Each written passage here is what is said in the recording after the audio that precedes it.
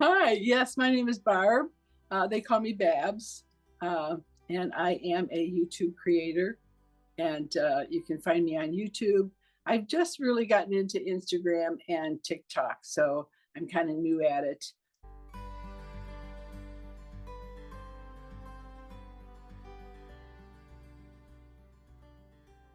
My grandson, actually, I call him my agent. He's the one that got me on YouTube a month before my 75th birthday. He goes, Nana, you got so much to tell.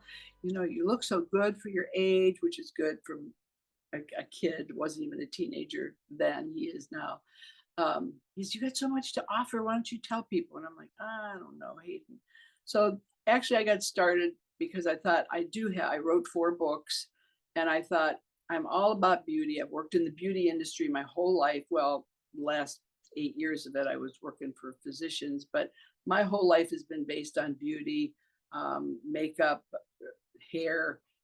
And so I thought, I want to just teach people now that I'm aging, maturing, not aging.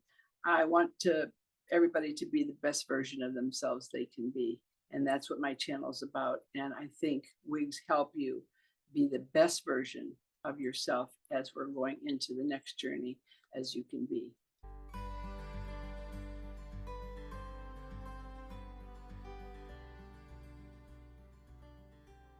My own hair has been a nightmare since I can remember.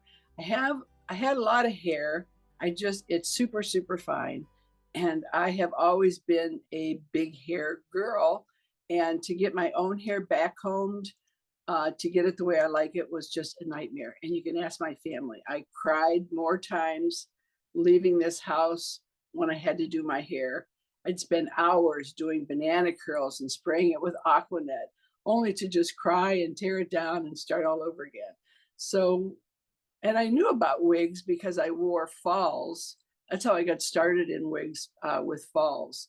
Because when I was a beauty, I worked in a beauty salon, but I went to beauty school, and Vidal Sassoon, if you knew him, came to our salon, and he was teaching the girls how to do the Vidal Sassoon cuts and the shag cuts. So me, I was the guinea pig at school. They did a shag cut on me. Well, I had long black curly permed hair, and oh my gosh, when they got done with me with that shag, I thought I was going to cry. And so I ran next door because we owned a beauty school, we owned a beauty supply house, and then the salon was on the corner. So we kind of went to the salon. So I ran out and bought a fall. So I wore a fall, and I kept that fall on for years and years and years. And I knew about wigs because I knew how confident people were with wigs because I did wigs for people that had alopecia in the salon and chemotherapy patients. And I knew what a difference their life was with hair. And so um, they were nothing, the wigs back then, like they are today. Today, they're phenomenal.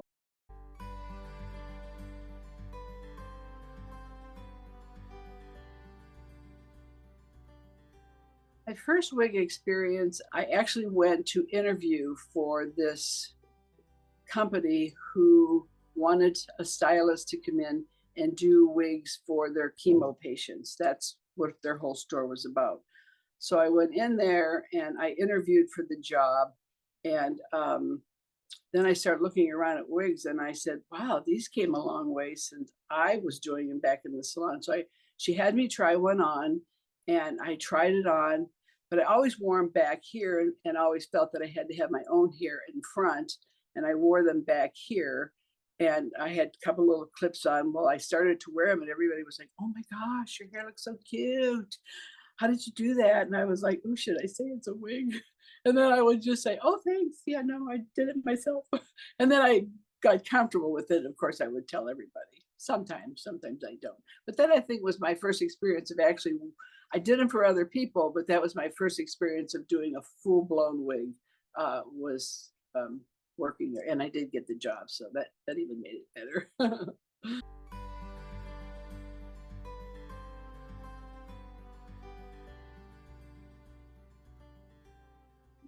You know, I always felt confident wearing wigs because I felt so insecure about my own hair.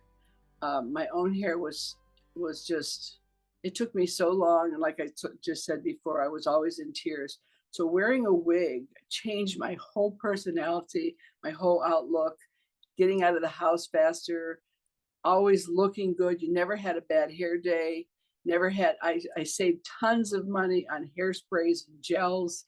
So I always felt confident, and I still do to this day. I mean, I have my moments where people stare at me and I think, are they staring at me because they like what I how I look, or are they staring at me because they know it's a wig? And most of the time they come up to me and they go, "Oh my gosh, I love your hair." And it depends on my mood. If I would say, "Oh, thanks, it's a wig," or if I would say, "Oh, thank you. Yeah, yeah, thanks." And then a couple of people say, "Where did you have it done?" And then I'm stumped because I don't want to lie. So I go, "Well, no, it's a wig." And they always go, "No, no way, that's not a wig." And I go, "Yeah, it's a wig." But it depends on my mood. And I don't not tell them because I'm embarrassed about it. I just don't want to get into the whole, "Oh my gosh, where did you buy it? Oh my gosh, how do you have your own hair? Oh my gosh, do you," so to avoid that conversation, sometimes I'll just say thank you and I'll walk away. But no, I feel very confident. Never felt like people were staring at me, never felt insecure about them at all. I love them.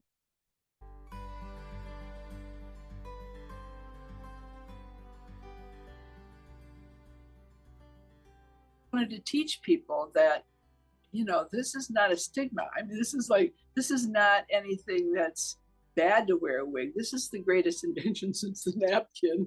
And I say that on my channel. I mean, don't, and people are going, "Oh, I'm so afraid to take the first step." And I'm like, don't be, because it's the most confident step I think that you'll ever take in your whole accessories, in your whole wardrobe. And that, because of that, I think just allowed me to be a good wig reviewer and help other people go into their wig journey.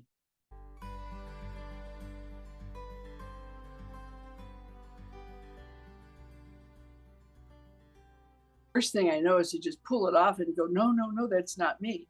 But if you put it on and you walk around a couple of hours, okay, take it off, look at yourself again, put it on for another couple hours, take it off, put it on. By the end of the day, you'll get used to that. I think it's just that afraid of this foreign thing. I mean, nobody's afraid to wear fake eyelashes.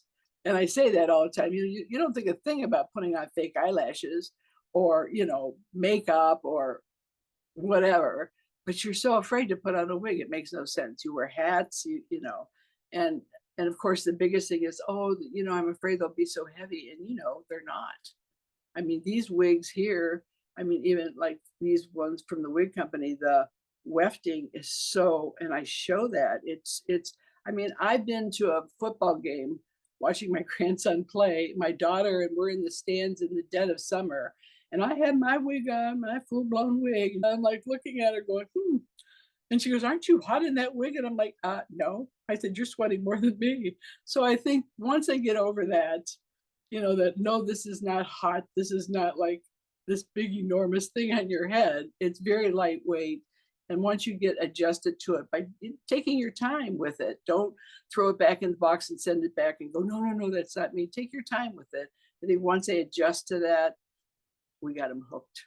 They love it. And that makes me happy.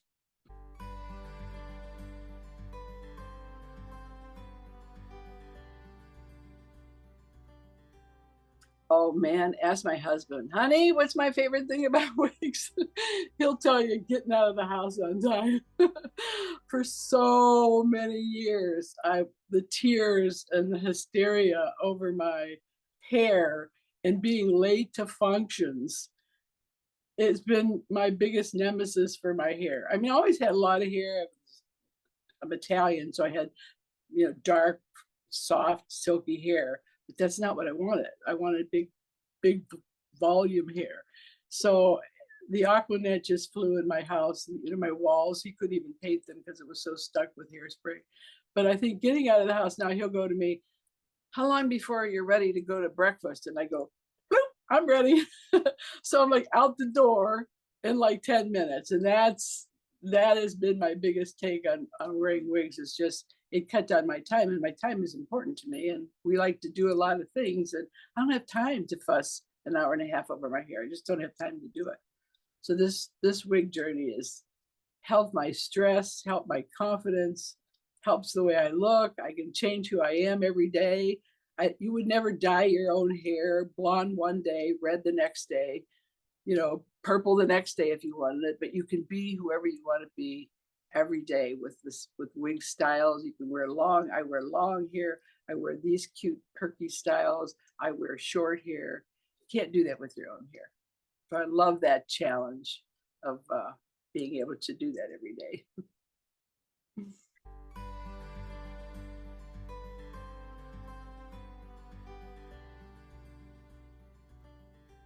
Well, when I first did my wig journey on YouTube, I was a very short-haired person.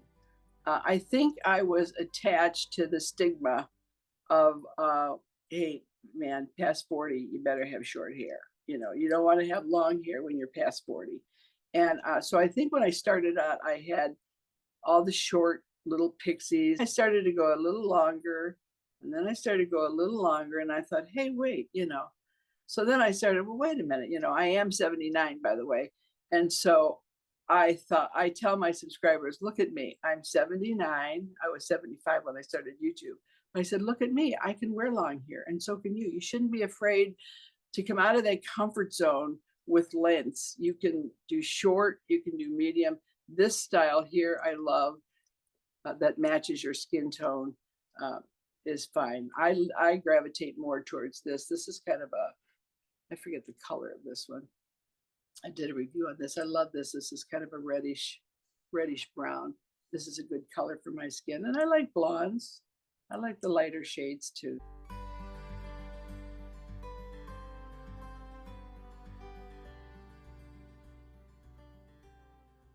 Yeah, it's a good question, because I do say that a lot of times on my channel, that when you take a wig out of the box, you can't just plop it on your head and expect that wig to look like it did on the catalog girl, because her face structure is different, her makeup is different. You have to take that wig and shake it and put it on and form it to the contour of your face. It may take a little tucking behind your ear, it may take a little headband, it may take a little scarf, but if you play around with it enough, you can make it your own, and you should not be afraid to take it out and make it your own, because you know, it might be a different color. You know how many times you probably get it too, like, oh, this is the wrong color, that's why I sent it back, because they're not exactly the same as the catalog pictures. But I do say that sometimes it requires pinker lipstick, pinker rouge, different color eyeshadow, just little tweaks here and there with your makeup. You can pretty much pull off, I think, any shade of wig. And if you're afraid to do that, then then you're stuck in a rut. You got to come out of your comfort zone and know that just a little bit of tweaking goes a long way, I think.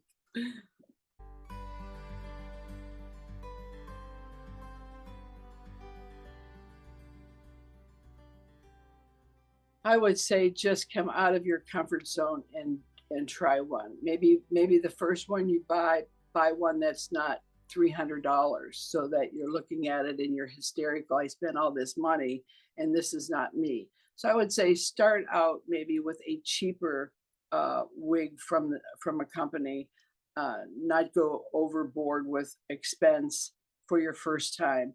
Get used to it, try it on, walk away from the mirror, come back, look at your, I always say, go to all your rooms in your house and look at all the different mirrors, because all the different rooms in your house have all kinds of different lighting, and that wig is going to look different in all kinds of lighting.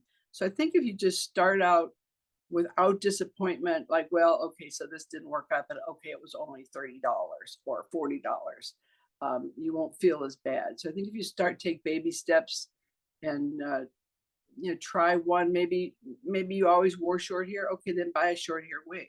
Don't be, oh my gosh, I saw that girl on YouTube and she had this beautiful long wig. Don't buy that one if that's your first wig and that's not what you're used to because you won't wear it. So if you start out like I did, I started out short, a little longer, and then I just show like even the super long wigs you can put up, and you have those cute little wraps that you can put in your hair like you show. Um, you can do so much, but start out small, and don't start off because you see some 25-year-old or 30-year-old girl on there with this beautiful long hair and think that you can pull it off, because maybe you can't, and that'll ruin your whole journey. So I think if you just start out with your normal, maybe close to your normal color, close to your normal cut, get used to that first, and then come out of your comfort zone. That would be my advice. That is my advice.